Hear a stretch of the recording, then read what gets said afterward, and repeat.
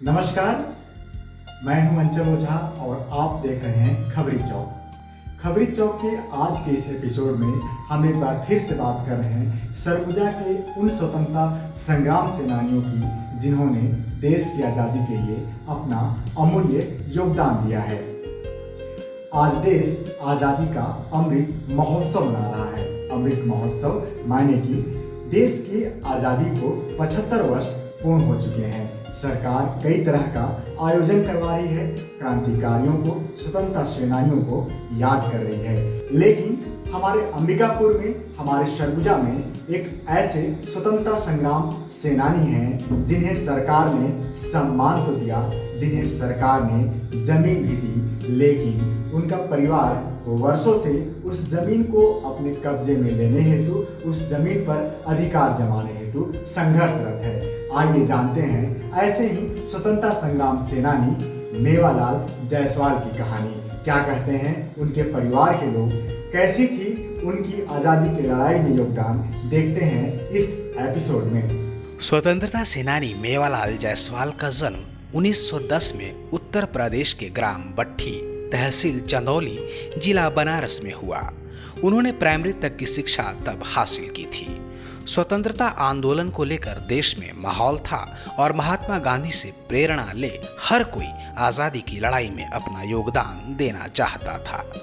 मेवालाल जायसवाल भी महात्मा गांधी से प्रभावित हो आज़ादी की लड़ाई में कूद पड़े।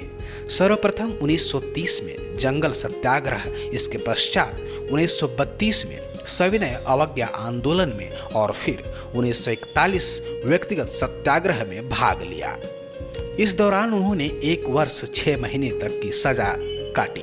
इस दौरान उन्हें लखनऊ, बनारस व चुनार कैंप में कारावास हुआ। वर्ष 1942 में भारत छोड़ो आंदोलन में सम्मिलित हुए और इस दौरान पुलिस के गिरफ्त से भागकर सरगुजा पहुंच गए और फिर यहाँ भूमिगत हो गए। इसके पश्चात यहीं रहने लगे और जीवन के अंतिम समय तक यहीं के होकर रह गए। वर्ष 1987 में उन्होंने अंतिम सांस ली। मेरे नाना स्वर्गीय मेवाराम जायसवाल अपने जीवन के थोड़े बहुत जो मुझे जानकारी दिए हैं वो मैं आपके सामने बता रहा हूँ।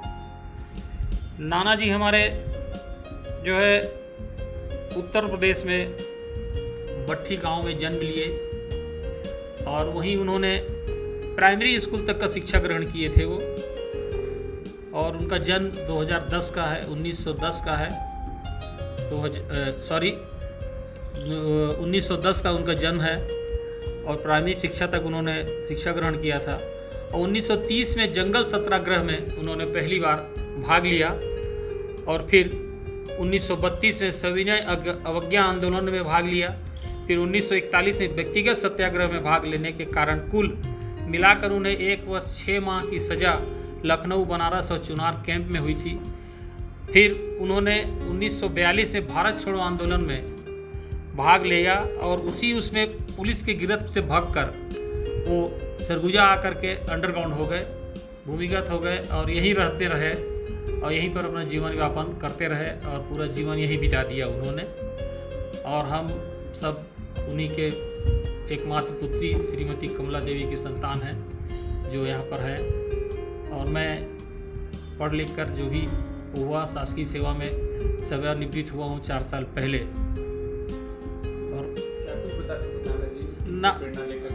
नाना जी बताते थे कि हमें स्वतंत्रता संग्राम के उसमें गांधी जी से मुझे प्रेरणा मिली थी।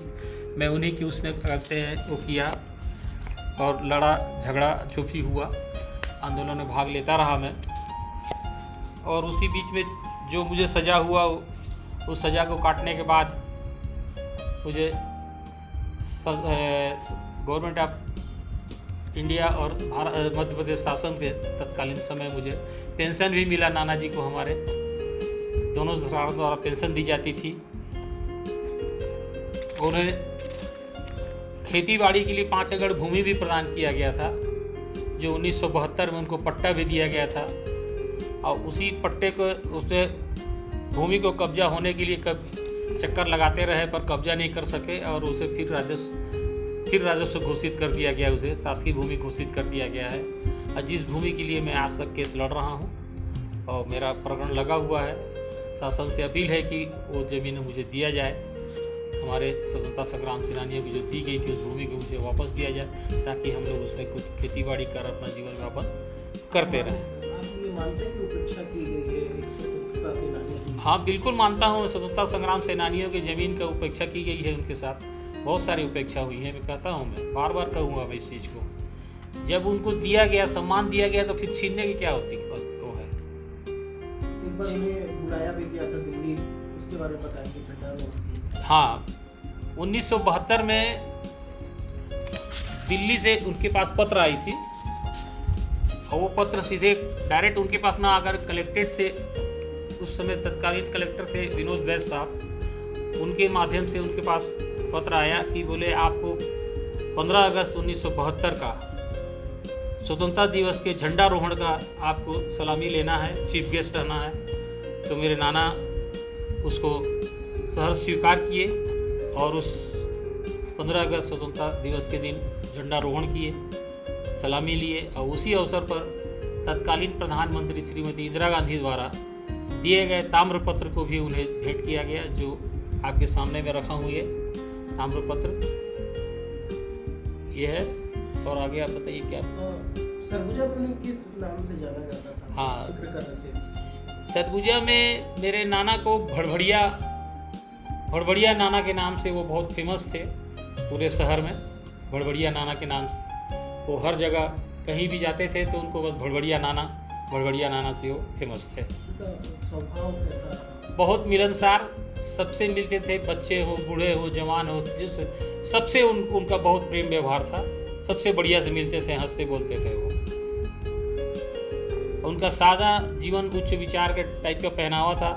एक धोती एक कमीज पहनते थे बस, और कोई वो और खादी के ही कपड़ा पहन के पूरा जीवन बिता दिए वो। शासन से क्या कुछ अपील करना चाहिए? शासन से मैं यही अपील करूंगा कि जो भूमि उनको दी गई थी और जो शासी घोषित कर दिया गया उसे पुनः दिया जाए। स्वतंत्रता संग्राम सेनानी के परिवारों को जो भी हैं शहर के अंदर या जहाँ भी हैं, जिनका ऐसा कर दिया गया, उनको पुनः उनको जमीन भूमि दी जाए। कभी ऐसा हुआ कि प्रशासन 15 अगस्त 26 जनवरी के अवसर पे सम्मान करने के लिए कभी नहीं बुलाया गया है ना, कभी कोई वो नहीं आया। जब वो जिंदा थे तब पत्र आता था कि स्वतंत्रता दिवस के दिन या गणतंत्र दिवस के दिन आप आइए करके, बस। उनके जीवन काल के बाद उनके किसी परिवार को कोई नहीं पूछा है। आपको कैसी लगी स्वतंत्रता संग्राम सेनानी मेवालाल जायसवाल की यह पूरी कहानी? हमें कमेंट बॉक्स में ज़रूर बताएं, अपनी राय भी रखें। धन्यवाद।